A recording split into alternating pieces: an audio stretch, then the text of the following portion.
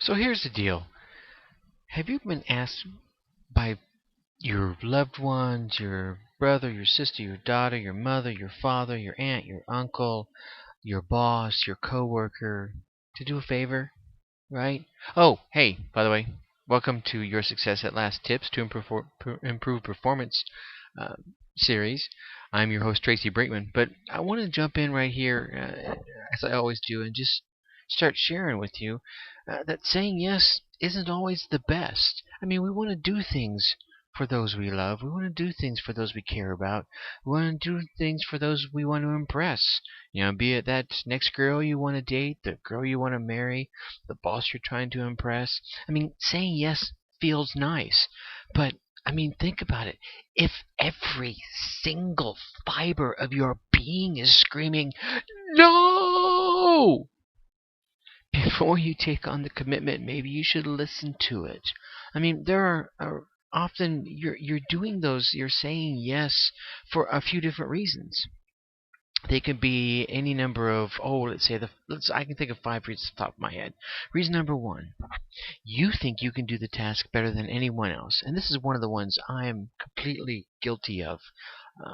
Because I think of a task and someone comes to you because maybe you're the subject matter expert and maybe you should do the task, right? Maybe you can do it better than anyone else.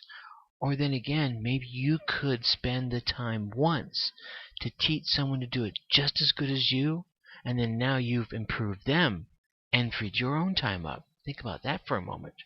Another reason is you want to prove yourself. New to a job, you have some new friends, you have this new girl you're trying to impress, a new guy you're trying to impress, or it's just someone you care about. You want to prove how good you are. You want to prove how much you care about them.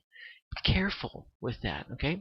Another reason could be you don't want to look like you're weak or like you're a shirker.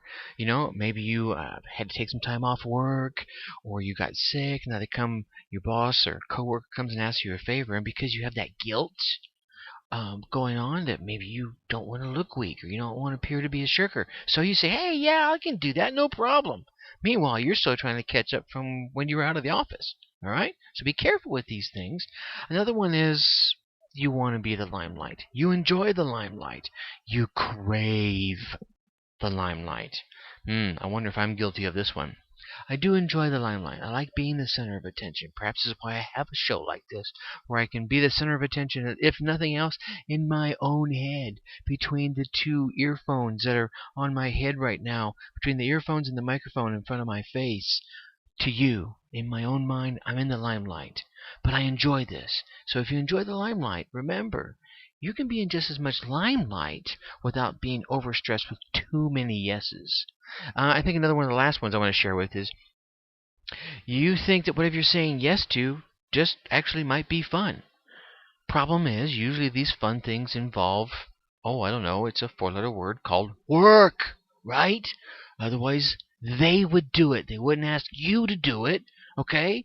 So, I mean, you got to be careful of all these reasons you could be saying yes. I mean, if you say yes to too many requests from all these people you care about, your friends, your family, your loved ones, your colleagues, business partners, bosses, you can get stretched, you can get stressed, you can get pretty persnickety with all those people you're actually trying to do good by. I mean, how bad is it if you get to the point where you're so stressed out with all the yeses that you're trying to accommodate, all the commitments that uh, you've hung your hat on, that now people that truly that you truly care for won't even ask you for anything because you're too busy rolling your eyes at simple little requests. I mean, that's awful.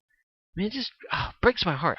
I got into this jam, and I'm hoping that maybe sharing this with you can help you avoid the same thing. How bad is it when your daughter that you love will avoid asking you a very simple request of, "Hey, Dad, can you drive me here?" or "Hey, Dad, could you pick this up for me?" because you've gotten yourself so stressed out over requests that you've said yes to that you're rolling your eyes over simple little things like that. So you want to be careful. And it could be you end up rolling your eyes at the wrong person at the wrong time, and they'll roll you right out the front door and say, well, heck, if you're going to roll your eyes at me and have no respect, then perhaps you need to work somewhere else. So be careful. I don't want you to get all stressed out and get all stretched too thin and get all persnickety with the wrong person. I mean, because actually, if you think about it, there's one more factor. This is that stress I keep mentioning, is that if you say no and yes in balance, it's actually quite liberating. For one, you feel empowered, and then when they get that yes, it's more important. You have a higher level of importance. But on top of all that, it's better for you from a health standpoint, because if you're not all worried all the time, you're not losing all that sleep, you're probably eating a little bit better, maybe you have a few more minutes to actually get on the treadmill or go down to the gym or work out a little bit, and you get a little healthier. Just internally, it's probably a lot well, I won't say probably. I think it is. I personally believe it is a lot healthier for you, for no other reason, because of the lowering of all that stress you'll be going through. So, plus, it's showing some respect to the person on the other end, the person asking you the request.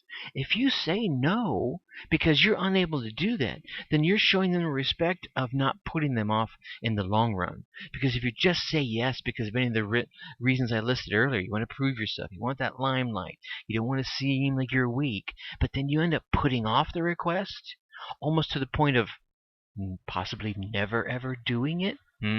Is that possible? Or making them wait a long time? Is that really showing them the respect that you want to show them? Heck no. Okay? So saying no can actually show respect for the person being asked about the commitment or the actual project itself. So take a second and think about, can you actually get it done?